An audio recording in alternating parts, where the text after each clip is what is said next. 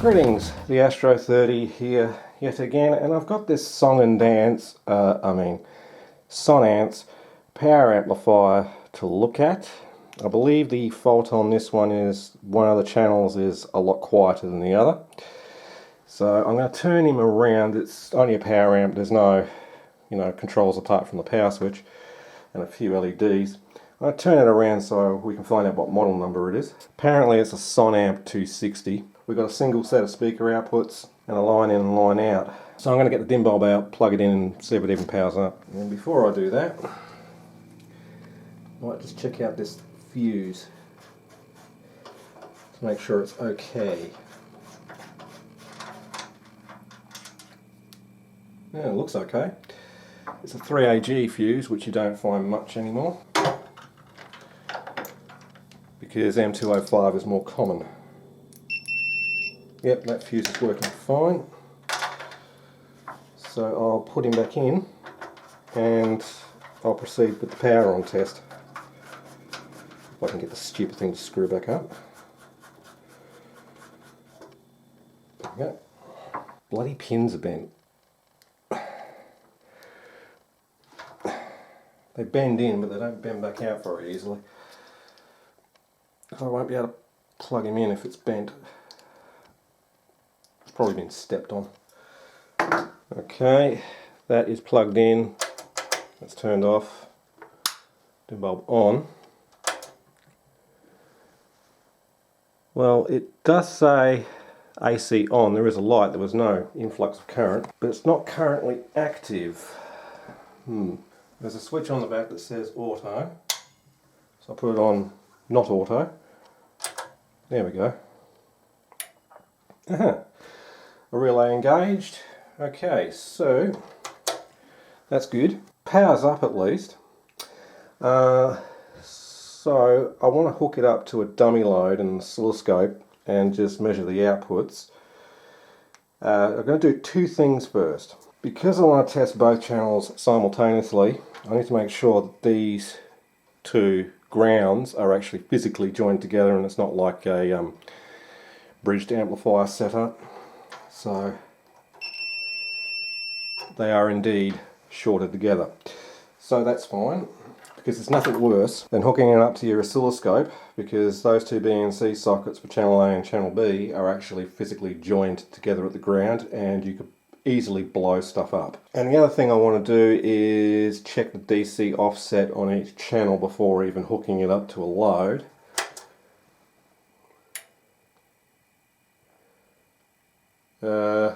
Settling down at around about 12 millivolts, which is okay. So I'll just test the other channel. Well, that's interesting, it's a lot less. Yeah, that one's slightly higher. That's the right channel. That's the left channel. However, it should be alright to hook up to a load. Okay, everything's hooked up. Ooh. Trying to draw too much power.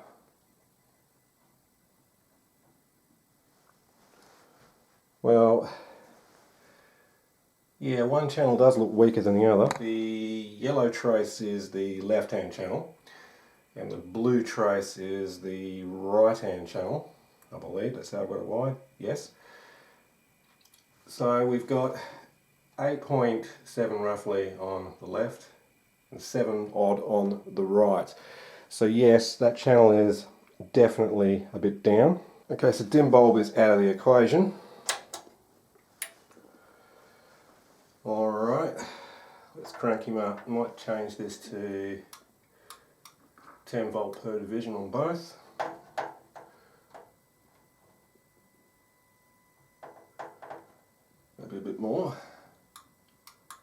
25 volt per division.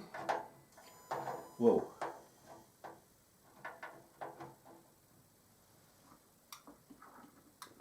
Don't know what happened there.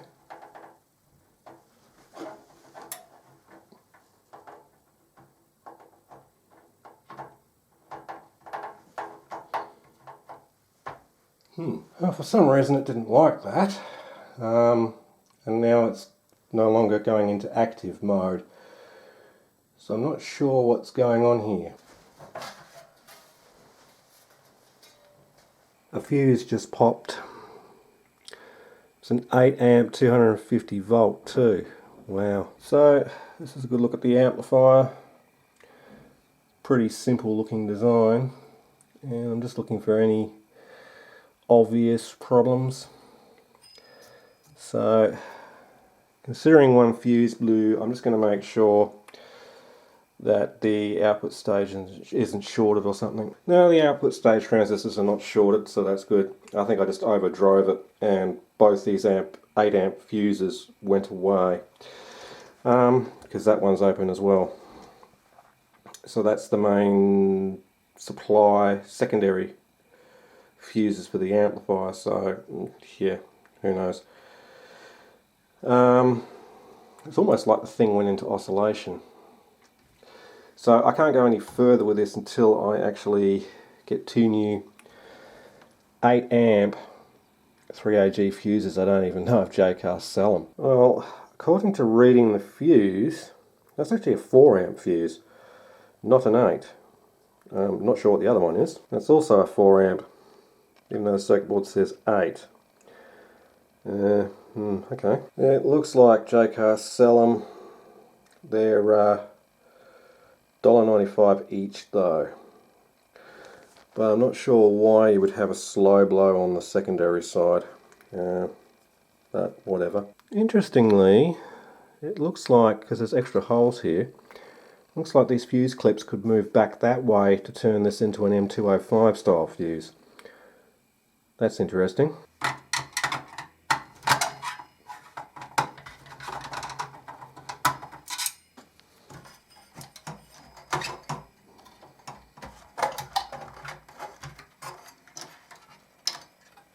Well, I've got the main PCB out, one so I can clean it, and two so I can inspect it. So looking over the underside of the main PCB, there's nothing glaringly obvious, except there is signs of heat stress at that corner of the PCB. I'm not sure what exactly is there. The joints look a little bit suspect as well. Yeah, you can see it on the top side of the PCB.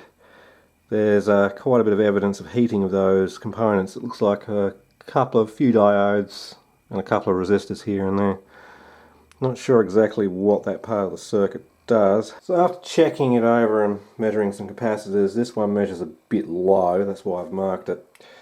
All those diodes and resistors over the other side, these ones down here, they all test out fine. It's just gotten hot at some stage. These two 4.7 microfarad 50 volt bipolar caps don't even test, but that could be because it's still in circuit. And there's a couple of 4.7 microfarad capacitors bipolar here, which I'm assuming are the input caps, and they both measure around about 4.6, 4.8. So that's all fine. So apart from having to replace the bloody fuses, which I'm going to have to now, I might just change these caps that I measured here, just as a matter of course.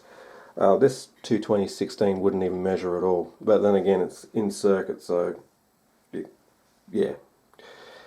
I've got a couple of 4.7 microfarad bipolar caps, which I'll just replace them as a matter of course anyway.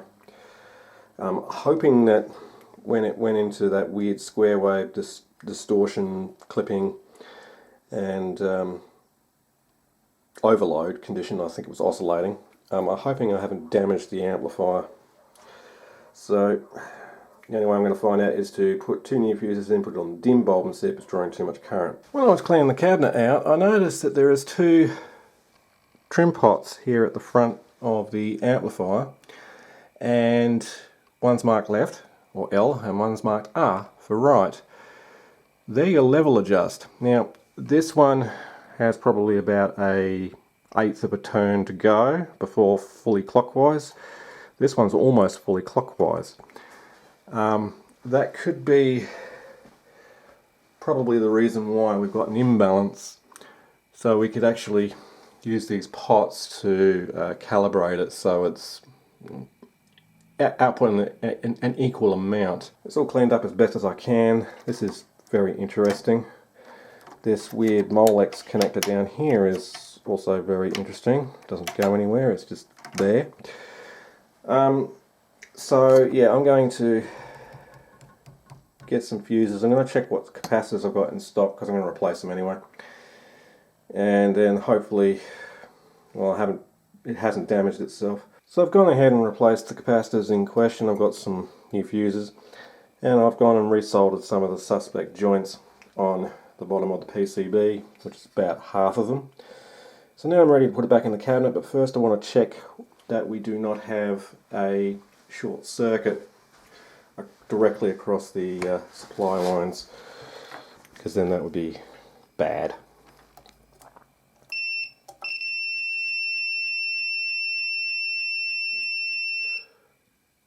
There we go, just had to wait for the capacitors to charge. Nope. There is no short circuits across the filter caps, so the main supply rails are fine. Okay, it's back together and back on the bottle, i.e. the DIN bulb. So there goes the main relay. There goes the secondary relay. Okay, now to check the DC offset. Let's try recording. Okay, checking the right hand channel. So we've still got like 12 millivolts there. Left channel, 3 to 4. So I don't see a DC offset adjust, but there is a bias adjust. I'd have to probably look up the service manual for this. Alright, let's see if we've got an output.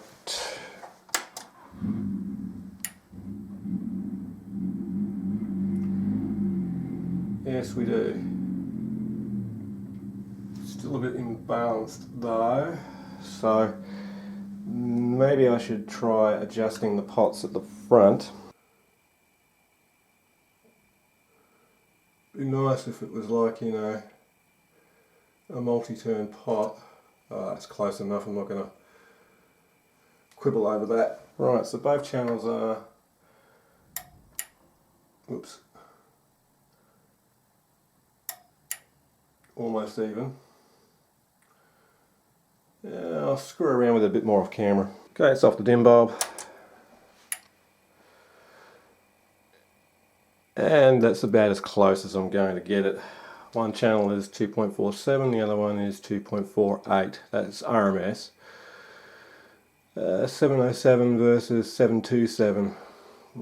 It's close enough. Right, so everything seems to be doing what it's supposed to be doing, so I might see if I can find out whether or not there's a bias adjustment setup procedure and how to do it. So of course I can't find a service manual for it, so I'm measuring across each side of the emitter degeneration resistors from the NPN and PNP set, and 50 or so, sorry, 5 or so millivolts across a 0.33 ohm resistor, well actually it's doubled, is about 15 mA, so at the end of the day 30 mA. So if I set this to 50, or as close to it, wrong way, too much.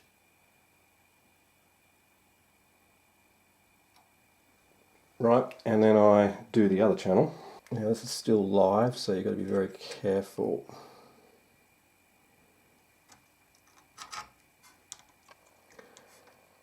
Okay, these two look good candidates.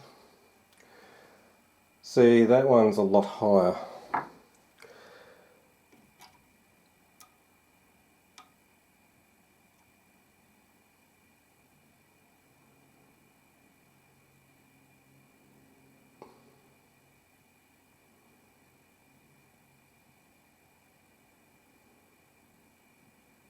There we go, as close as I'm going to get it. So looking at the DC offset on the right hand channel, I'm not sure which one's actually connected to which amp. It's about 15 millivolts compared to the other one, which is 0.656 millivolts. So let me actually go right to the terminal. Yeah, there's an imbalance there. There's not much I can do about that. Okay, so I guess it would be fitting to do a sound test. I've got them hooked up to the $5 TAC speakers, so I'm not really worried about any of that. Got the volume on my laptop down to about 3. There was a slight pop when it turned on. That was interesting. Alright. Play. Play. Don't then.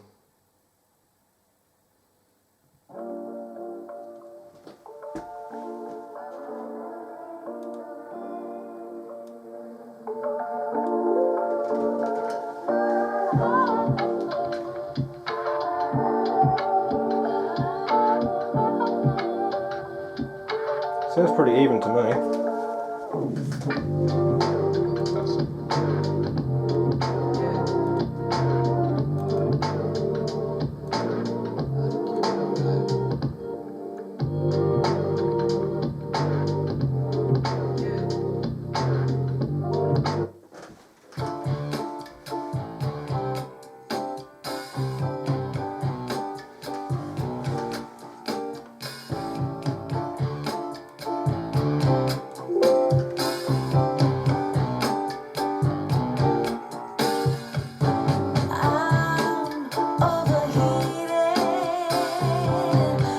Sounds good.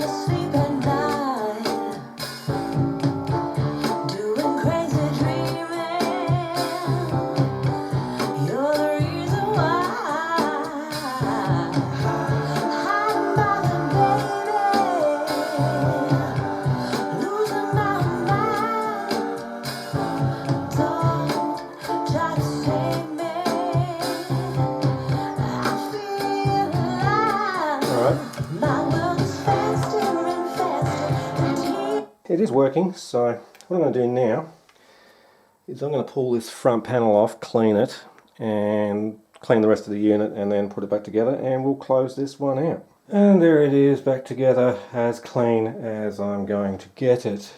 So I'm not going to, it's got paint over it too, I'm not going to probably make much money on this, but was the caps necessary to be replaced? No. It's a good idea though. Anyway, so I hope you enjoyed this video. If you did, please remember to go down below, rate, comment and subscribe if you haven't done so already. And this is the Astro 30 saying, see ya, have a great day, see you in the next one.